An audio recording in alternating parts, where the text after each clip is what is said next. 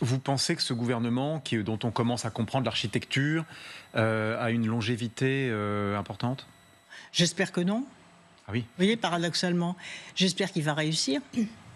Mais ça dépend aussi de... Voilà, s'il y avait vraiment un gouvernement du Front républicain, je pense que Michel Barnier aurait la capacité de réussir. Parce qu'il n'est pas là en tant que LR, Michel Barnier.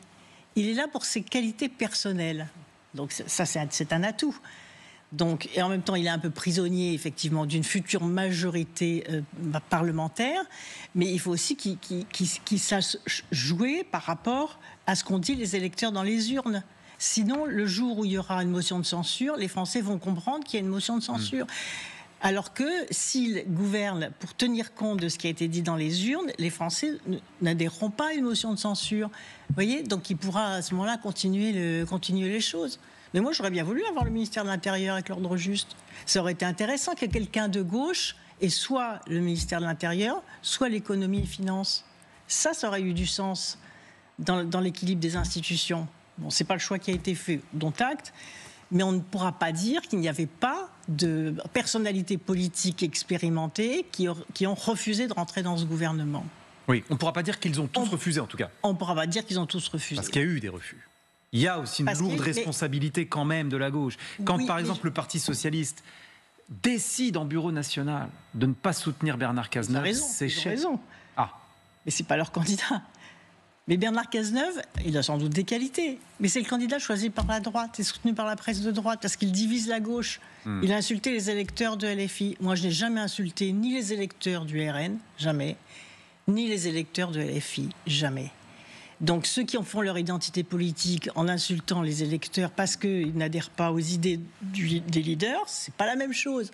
On peut être en désaccord profond avec des comportements ou des prises de position, mais il faut respecter les électeurs, car c'est grâce à ces électeurs de LFI que le groupe central a gardé des députés et que le Front républicain a fonctionné.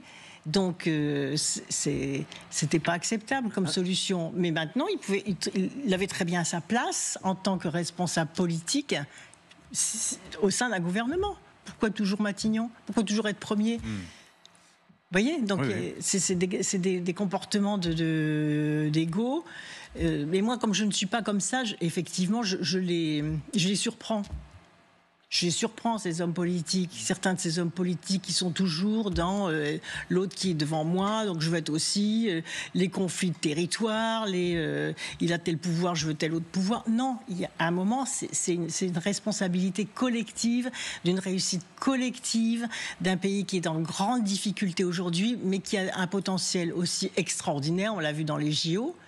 Et donc l'enjeu, c'est de régler les problèmes et de faire en sorte que les énergies créatrices puissent à nouveau se relever pour que la France puisse se relever.